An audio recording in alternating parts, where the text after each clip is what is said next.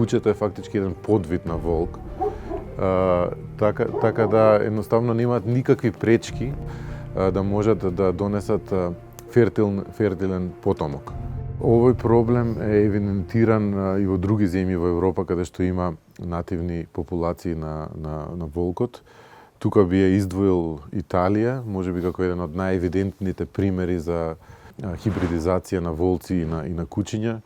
Ете, истражувачите од Италија не може да се справат веќе долги години, а пенинската популација на волци, например, дури се мисли дека е посебен подвид, дека одамна била изолирана на тие планини. Меѓутоа, со се поголемиот наплив на диви кучиња, таму едноставно се случува хибридизација и во неколку генерации наназад.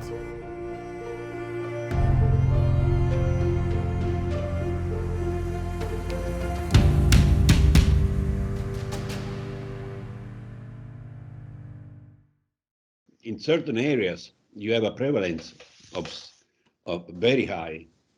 We even published that 70% of the wolves are actually have some sort of hybridization.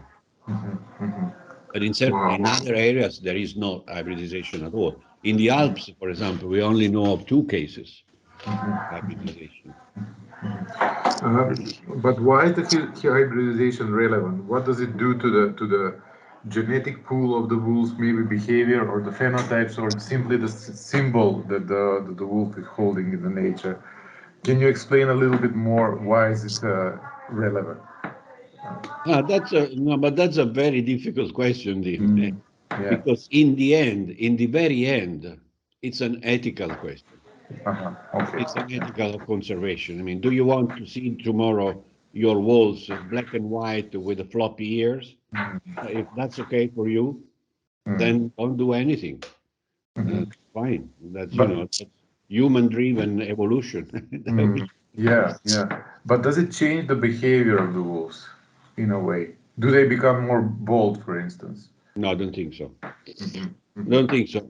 And it may well be that they take advantage of a phenotype that is not immediately identified as a dangerous one.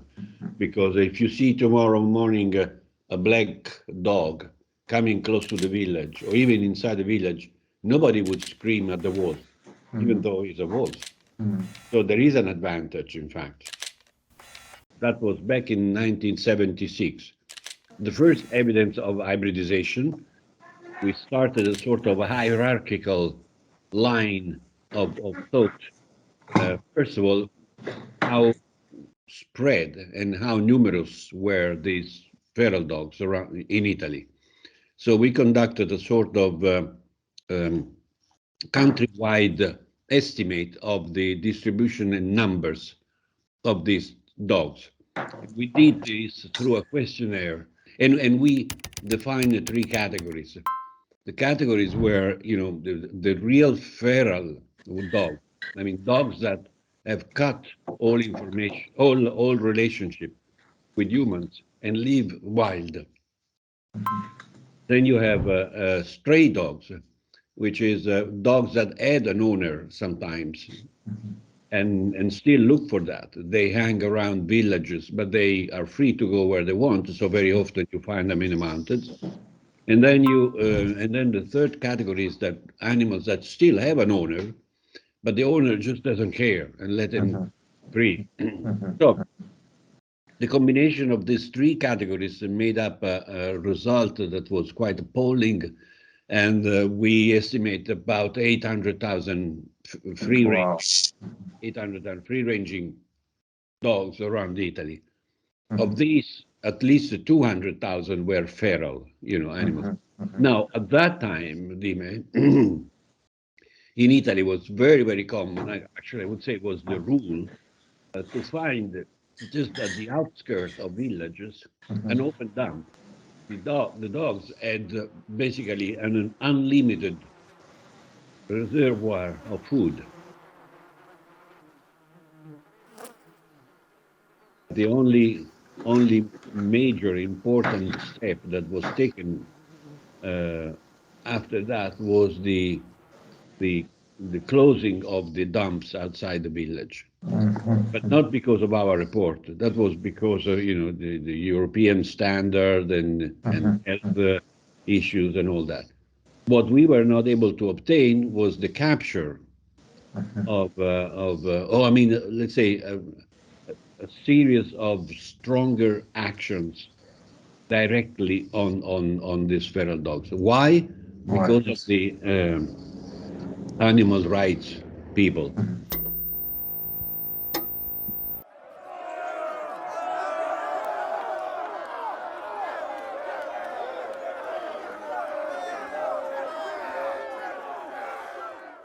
So this animal welfare organization, were they also actual and were they also fighting for the dogs' rights even in the 80s, in the 90s? When did this become a problem for that? No, well, they managed to pass a law in 91, I guess. I don't remember exactly. I think it was in 91. A law that is very good for all stray cats and dogs, but is very bad for wildlife in general because basically it says that you can't do anything unless you build a fantastic refuge for stray animals and all the sort of things, requiring a lot of money that nobody ever will put on cats and dogs. What can and what should be the solution to this problem in the long term? Well, it's very much a social issue. It depends on how people perceive these dogs and how much people is ready to act against or to control this phenomenon. Um, in southern Italy would be very, very difficult, for example, because the dogs, it's just normal to have dogs hanging around outside the door of houses in the villages, even in the mountains. So it's very, very complicated. Uh,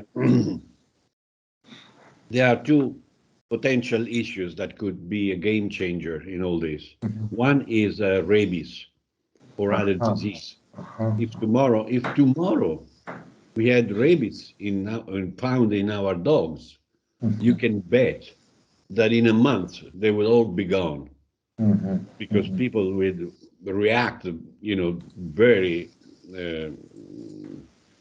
Frenetic.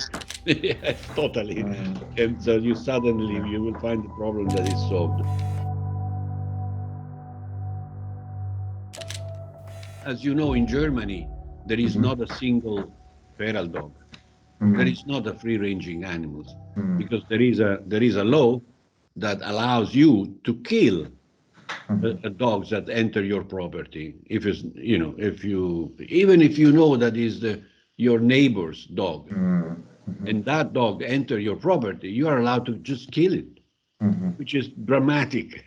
It never happened because there are no feral dogs. There are no wandering dogs. I mean, rarely.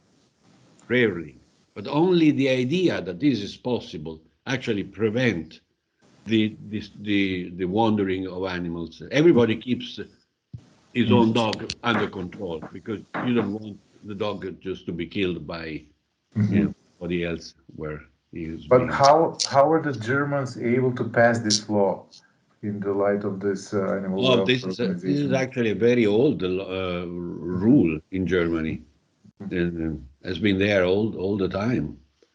Or without this rule, but just through uh, correct and right love for dogs, you take the UK, and in UK, I think they have twice the dogs that we have in Italy, and there is not a single stray, not one, because people have a different attitude toward the pet. They just keep them under control. Yeah, and this is for their own sake, first and foremost, right? Yes.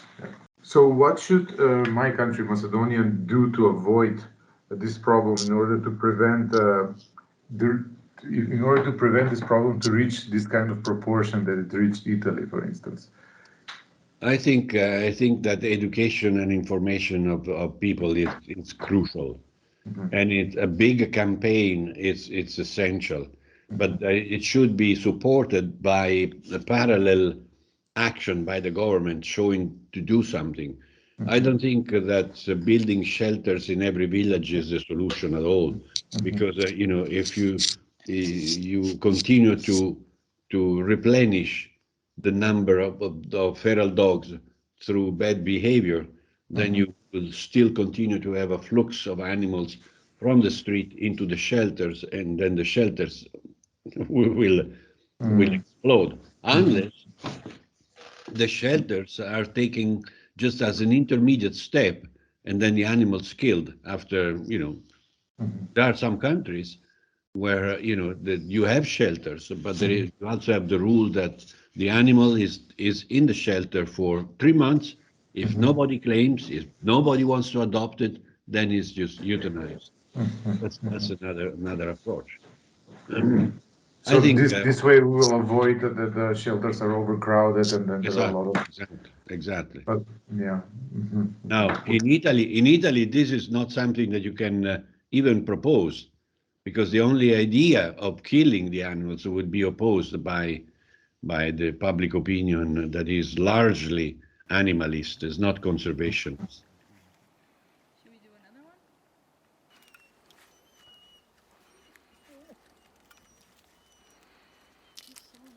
Главниот фокус сега на проблемот е како тоа легално да се реши, правно, во однос на Европската Унија, во однос на регулативите и прописите што Европската Унија ги има врз нативната флора и фауна на европскиот континент. А тука би спомнал Хабитат директивата како еден од главните инструменти со кои што се раководи Европската Унија во однос на заштита на природа. Што треба да се смени во однос на законодавството за да популациите, нативните популации едноставно имаат подобра иднина за опстанок.